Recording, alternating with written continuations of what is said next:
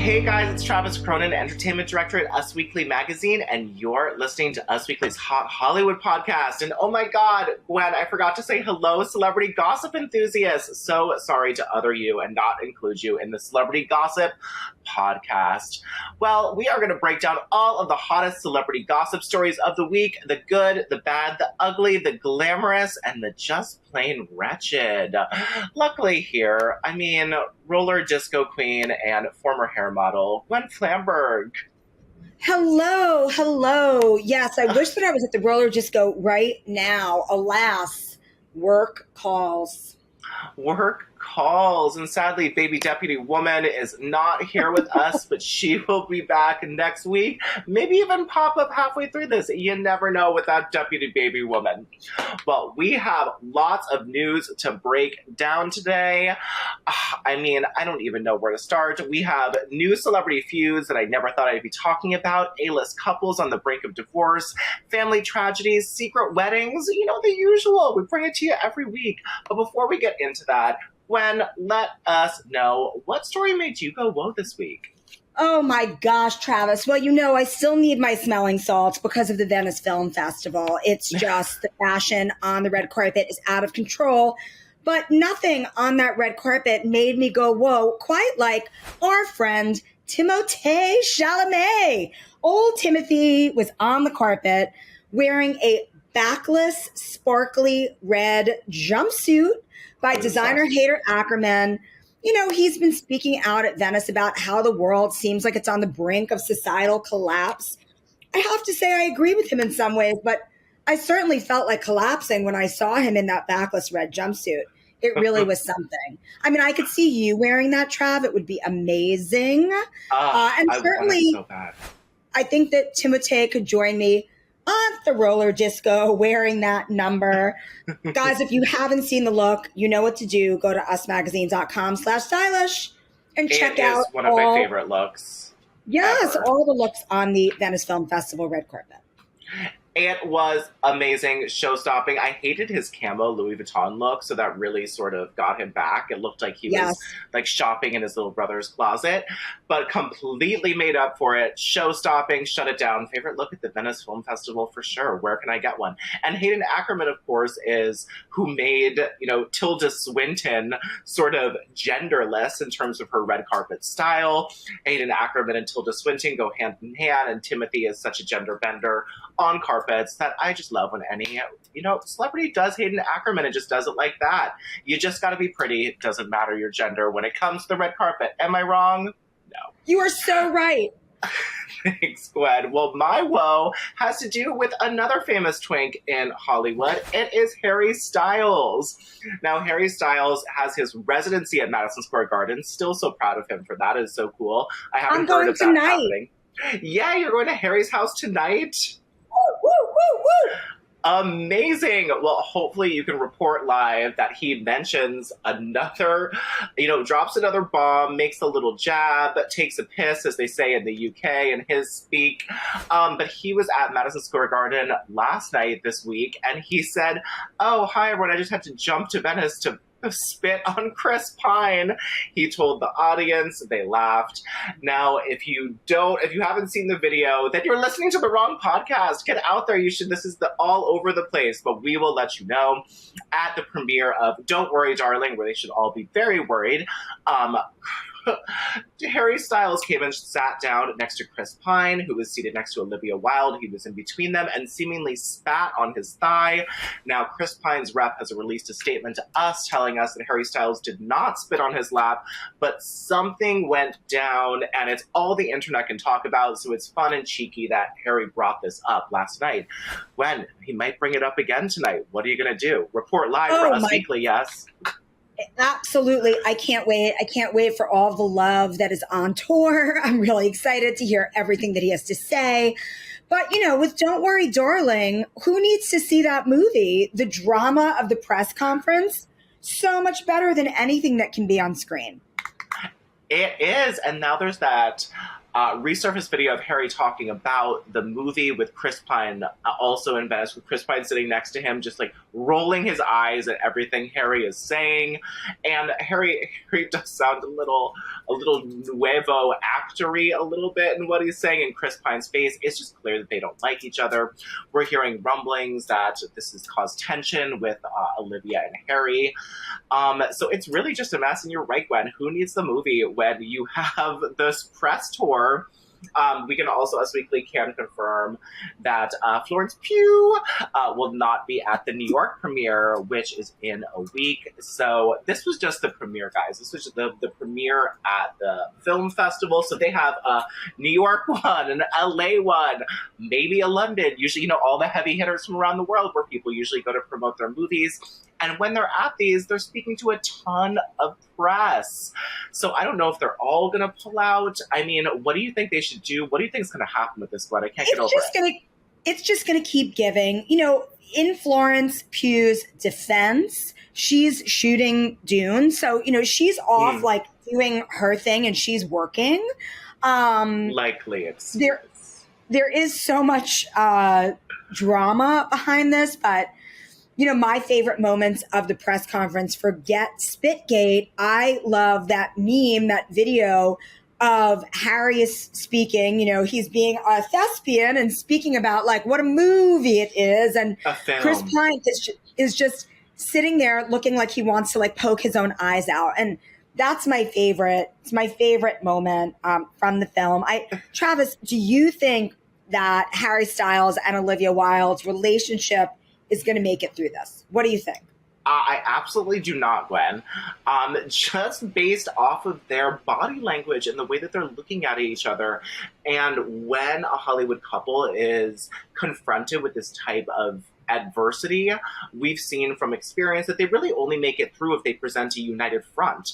Sort of pretending that they're not dating, not really looking at each other. It just is not what, a team, a partnership does in these situations. And I feel like we have seen this with other celebrity couples who have not been outright about what is going on in their personal life and pretending like it's not going on. And it's never the way to go. Just burying it in the dark just causes tension and resentment between them. So I'm a little worried, and I really love them as a couple. I agree. Oh, it's sad. Well, let's bust with the news because our first story is related to this, and it is Olivia Wilde. She is getting cover after cover. God bless her. She deserves it. She is talented, smart, and gorgeous, so give her these covers. But of course, everyone is reading in to all of her interviews because of the drama surrounding this movie. Please worry, darling, as it will now be named for the rest of eternity. There is a lot to be worried about, darling. Yes. There's a lot to be worried about, darling.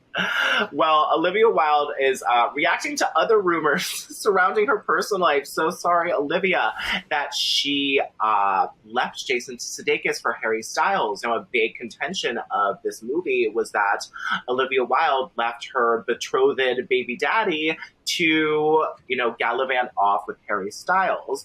Now, she did a new Vanity Fair cover, and Olivia says that the complete horse that I left Jason for Harry is completely inaccurate, she said. Our relationship was over long before I met Harry. Like any relationship that ends, it doesn't end overnight. Now, Olivia Wilde explains that her and Jason Sudeikis had, quote, a very bumpy road before officially dissolving their relationship, quote, towards the beginning of the pandemic. Now, Jason and Olivia were engaged in 2013, a long time ago, took care of their 2 kids during lockdown, but they weren't living together the whole time. It was definitely seeming like something was here. Olivia said, quote, we could be better parents as friends who live in different houses, she says, bashing the, quote, false narratives and drama surrounding their breakup since the news broke in November 2020. She says, haven't the kids been through enough, she asked.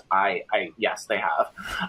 Olivia admitted that she has, quote, been very upfront with Otis and Daisy about the situation involving Harry Styles and their dad. And she says, quote, they understand the concept of making decisions to protect yourself and live an authentic, happy life. They really do. She continued, I evolved a lot from when I was 27 and 35. I found myself as a director and I think found myself as an individual. Sometimes when you evolve out of relationships that were based on earlier versions of yourself. Now, she also looks gorgeous in the pictures, but Gwen, I want to know what you think of these quotes. I think that, as I always say, Travis, thou doth protest too much. I think for her to keep, just don't even address it. Who cares what people think? The fact that she is addressing the timeline is just let it go and let people think what they want to think, because there's no way for anybody to really know what was going on between the two of them. The bottom line is they have kids. They're not together anymore. Keep it sweet, make it nice for the kids. I don't know. I love Jason Sudeikis, so I want to root for him. I love Harry Styles. I hope he's happy in this relationship if those two to stay together. But I just think that she should stop talking about it. Yeah, well, I hope she doesn't stop talking about it, but I agree for the kids she should. But, I get what she's saying, that they were having all these problems. We knew that they were living apart during the pandemic, but it's sort of like, what came first, right? They were having problems, so was Harry the straw that broke the camel's back? And she met him, and she was like, oh my God, this guy's amazing, because obviously he's Harry Styles. I'm going to leave Jason and stop working on this relationship. Or was their relationship just completely dead? And it, would have gone down. I think that their relationship was over. I agree that relationships don't end in a second. It's there have to be issues to kind of make the story is already done before the next story begins, even though technically they were together. But again, it's just kind of don't air that dirty laundry. Who cares? Yeah. Nobody's going to believe what you say. Nobody was inside your relationship. So just let it go. Stop talking about it. Yeah. Stop, getting attention from it. And have the security to just, what happened, and that's it. Right. You don't need for anybody else to really know if you're secure in your new relationship and with your relationship with your kids and with your ex, Yeah, I like that she's talking to her kids about it and being upfront, because I think about this a lot with Tori Spelling and Dean, that they've been open and they didn't really talk to their kids about their problems, and their kids just sort of Googled them and read all of the news articles about them. And so I think that Olivia is really smart to talk to her kids about the situation. It seems very adult and very good. Well, let's move on to some happy news, Gwen. Let's talk about a relationship that is not crumbling at the foundation. It is Adele. Adele's just doing great. And Rich Paul, could they be secretly married? And why does this involve one of my favorite games? Well, you're about to find out.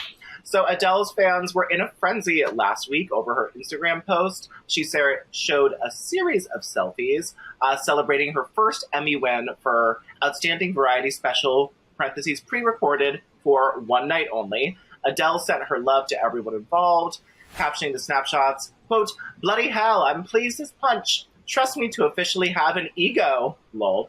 And thank you so much to the Television Academy. God, she needs a Tony. Give her to her already. She could get one if she wanted it. I'm so honored to receive this. Big thank you to everyone involved. But that's not what everyone cared about, that she has her, quote, ego, which I've never heard. That's hysterical. But the internet sleuths spotted a hint that Adele and Rich Paul could be married. Now, in the background of one photo of her trophy, there is a customized game of Rummy Cube with the label The Pauls.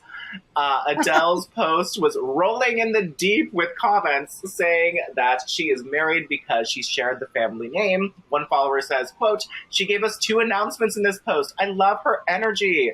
Another comment saying, the Pauls, is you married?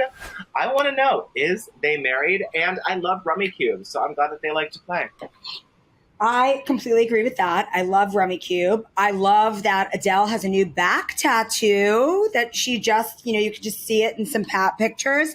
I would love for those guys to be married. I mean, she didn't announce her marriage to Simon Konecki either. So, it's very possible that they are, in fact, married. And it would make me very happy because Adele is one of those humans that I just want to have all the happiness in the world. I absolutely agree. I hope that they're married, and I love that they're playing Rummy Cube. It seems just really, really nice. Well, let's move on to Tom and Gisele. Now, famous sports ball player Tom Brady and his supermodel, gorgeous woman of a wife, Mr. Gisele and Miss Gisele, are apparently having some problems. Now, they are in a disagreement about Tom Brady. He said he was going to retire, and then he decided not to. He went to the Tampa Bay Buccaneers. He decided to play another season in the NFL after deciding to retire, and a source says that this quote has caused a lot of tension between the longtime couple. Now, we hear Gisele Bündchen wasn't thrilled with her husband's decision to end his retirement from professional football earlier this year, and then after only 2 months go directly back into professional football. Quote, there's a lot of tension. She was so happy when he announced his retirement, and she wasn't thrilled when he went back on that. They're hitting a rough patch.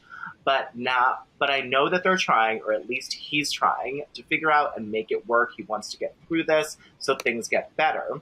Now, rumors of a rift have been going back and forth for a couple weeks now, since he was excused from practicing with the Buccaneers last month to, quote, deal with some personal things, the head coach said at a press conference at the time. Now, Tom Brady spoke about his absence from the team after he eventually returned 11 days later. He said, quote, everyone has different situations they're dealing with, and we all have unique challenges to our lives. I'm 45 years old, man. He ended this.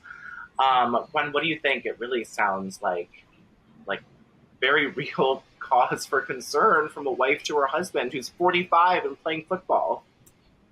I just think that she wants to kind of live a quieter family life. Like Gisele, she stopped modeling. She was also someone who was completely on top of her game as a supermodel, and she stopped modeling to kind of live a quieter life, a family life, raise her kids, work on, some other things away from what made her famous.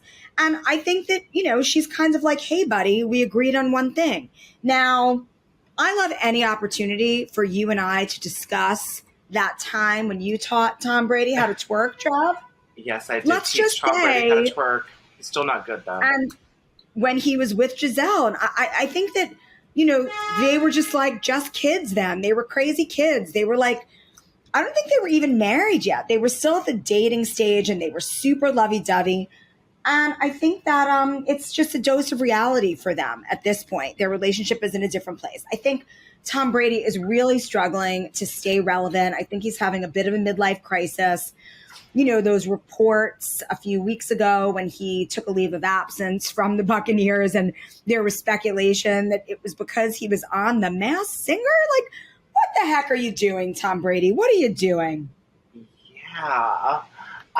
That was really strange. It does sort of seem like he's having a tiny little bit of a midlife crisis here, and Gisele's pissed, and I love that he had to leave his super lucrative career just to sort of calm her down, because, we've known that she can get a little fiery. So pull it together, Tom. It's 45. I know very little about sportsball, but it seems a little dangerous to be playing, above 45. People don't play above 25 sometimes. All right, I don't know. That's for a different podcast to decide, not us. Well, Gwen, a name we haven't heard in a while, and now we're hearing for really tragic reasons. Megan Hilty, the bombshell herself from the smash hit show Smash. She is speaking out about the death of her family members. Now, this was super sad. Oh my God, such a sad story. Her sister, her brother-in-law, her niece, and her sister, who was also pregnant, were on a 9-person seaplane that sadly crashed.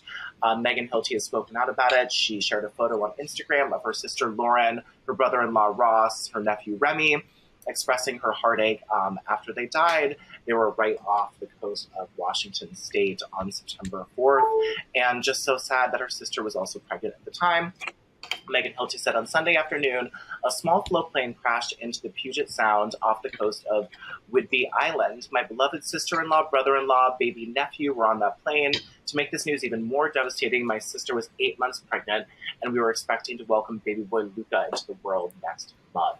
She says, this has been the worst of our lives. There are truly no words to appropriately convey the depth of our grief. Adding the last thing that she wanted to do was acknowledge this painful family tragically publicly, but she felt that she had to. Now, this is so, so sad when a whole family goes like this, and just really a T's and P's for Megan Hilty. Unbelievable. Just one more reason why you should not take a private plane. Did nobody learn from JFK Jr.? I know. It's a rough... Super tragic. It is super, super tragic. Well, Gwen, you know, a lot of celebrities have their ass out, but there's one lady who just does it like nobody's business. Tell us about Kim K and her booty on the cover of Interview Mag with those bleached eyebrows, that wig, and wearing a jockstrap. I felt like I was at a gay circuit party. I mean, Travis, could you imagine my shock and awe when I opened the interwebs earlier this week and saw that image? First of all, I thought it was our friend Miss Fame on the cover of Interview. I was like, wow, that's big for Miss Fame. It does look like Miss Fame, iconic drag queen. I mean, first of all, like, do you need to have your ass out to be relevant? May I just bring up that one of the most interesting quotes that I found to be, you know, most interesting in the feature was when Kim talks about how she credits Kanye for giving her more relevance, especially in the fashion realm. And then I was kind of like, relevance in the fashion realm, but like, do you have to have your ass out, your giant medically enhanced ass out in a jockstrap? You sell lingerie. Listen, Skims to me, like, is as successful or more successful than Spanx was. You are a great businesswoman in your own right. You sell lingerie. Skims does not sell jock straps. Why the hell are you on the cover of a magazine with your giant ass out in a jock strap? And then you just had your hair bleached for 6 to 12 hours, but you're still wearing a ratchet wig. And your eyebrows are bleached. Like, it's like, in how many ways do you need to go for the shock value? I'm just dismayed. I don't know, Trav. It was disturbing to me. You are disturbed. You are dismayed. I am proud that she has found so many different ways to showcase that large bottom that made her famous. And she paid so much money, and a lot of people have taken a lot of attention to detail for. So I'm glad that it's on the cover of a magazine. And, you know, I never thought she'd come out in a jockstrap. So I was sort of surprised. I didn't love the bleached eyebrows and the bleached hair. She just looked a little crazy. But did I love her ass in a jockstrap? No, I didn't mind it. It's the Kardashians' job. Just like show their butts. It's sort of, they're selling sex since the jump. And I didn't mind it. But was it the most tasteful magazine cover? No. But did I mind it? No. I minded the eyebrows, not the ass in the jockstrap. But maybe I'm desensitized by it. It's kind of like every of the moment trend. Every single one. The BBL, the bleached brows, the retro hair. Like, come on, choose one. Did you never listen to Coco Chanel, who said one accessory and then take another one off? Oh, I think Coco Chanel did say, take 5 pounds off that ass, Kim Kardashian. No, exactly. I think... But she would. I think Coco Chanel was like, as long as the jock strap is black and white, show your booty on a cover. No, that was not old Gabrielle. No. It was not. Well, check out Kim's ass wherever internets are sold, because it is quite the thing to look at. Well, Gwen, that is all the time we have for the news today. Thank you so much to you, Gwen, and baby deputy, wherever you are. And thank you for helping me spill this piping hot celebrity this week. This is Travis Ferdinand of Us Weekly's Hot Hollywood podcast with your weekly peek into the glamour, glitter, fashion, and your favorite celebrities. Because after all, Gwen, they're just like jockstrap ass. Us. Sorry. We'll get that right next week. Thank you guys for listening. We're back with a new episode.